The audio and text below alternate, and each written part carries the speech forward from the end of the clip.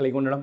Marketing రంగంలో ముందు వరుసలో ఉండడం, నీటి వ్యాపారాలు, జల వ్యాపారాలు, హోటల్ వ్యాపారాలు, వస్త్ర వ్యాపారాలు, స్విమ్మింగ్ సెంటర్స్ నడిపించేటువంటి వ్యవసాయ సోదరీమణులకు అందరికీ కూడా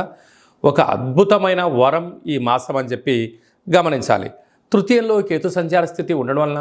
తల్లిదండ్రులతో, అన్నదమ్ముళ్లతో, అక్కాచెల్లెలతో ఆ మైత్రి బంధంగా ఉంచగలిగినట్లయితే ఇంకనూ యోగదాయకం అని చెప్పి గమనించాలి.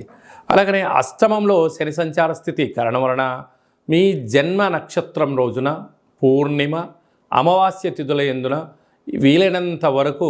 మౌనంగా ఉండడం, ఆధ్యాత్మికంగా ఉండడం, సూర్య నమస్కారం చేసుకోవడము ఒక పాటి అదృష్టానికి మీరు కేంద్రబిందులు అవుతారు. ఇంకనూ విజయం సాధించగలగాలి అన్నట్లయితే మీరు ఎంత బరువు అయితే ఉంటారో అంత బరువు కలిగినటువంటి ఉప్పును తులాభారంగా చేసుకొని ఆ నీటిని